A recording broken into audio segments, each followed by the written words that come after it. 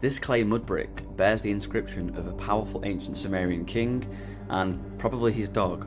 That king's name was Ur-Nammu, and he was what is known as the founder of the third dynasty of Ur. So a little bit of a backstory. So the Akkadians initially took over the Sumerians of southern Mesopotamia and consolidated power from the north to the south, creating the world's first empire. This empire was headed by Sargon the Great, or as he's become to known, Sargon of Akkad.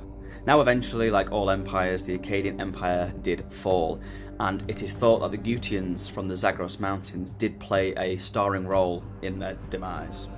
And after around 200 years of Akkadian and Gutian rule, finally Utu-Khengal, a king of Uruk, would defeat the Gutians, and finally we would have the first native Sumerian king in over 200 years. Anyway, after Utu-Khengal's brief time on the throne, we then have Ur-Nammu. So Ur-Nammu is the one who is generally credited with heading the third dynasty of Ur, or kickstarting the third dynasty of Ur, which is also known as the Sumerian Renaissance, as obviously as the Akkadians and the Gutians had control over the land for so long, Sumerian as a written and spoken language had kind of diminished and almost disappeared. So the Sumerian Renaissance was a resurgence of the Sumerian culture, language, and of course artwork. Ur-Nammu also had a very famous son who most people know who study the subject, and that is King Shulgi, but we'll save Shulgi for another video. So inscriptions like these were dime a dozen. They were ubiquitous throughout Mesopotamia. This one is said to come from the ziggurat of Ur, which is a temple dedicated to the patron deity of the city of Ur, the moon god Nanna. So here's the transliteration and transcription of the signs. As always, we'll do it in Sumerian and then into English.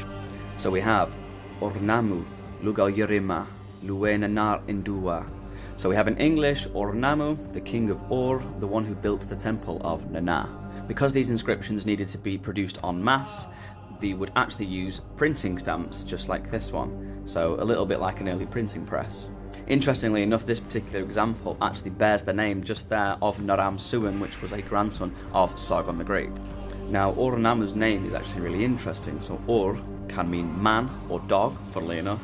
And Nama, or Nammu, was a primordial goddess, representing kind of the deep waters underneath the earth that was said to have birthed all the gods. Interestingly enough, this cuneiform sign here, Ngor, is another name for the Apsu, which is said to be the deep waters underneath the earth, where Enki, the god of creation and wisdom, is said to reside. That's all from me. Thanks for watching and enjoy the rest of your day.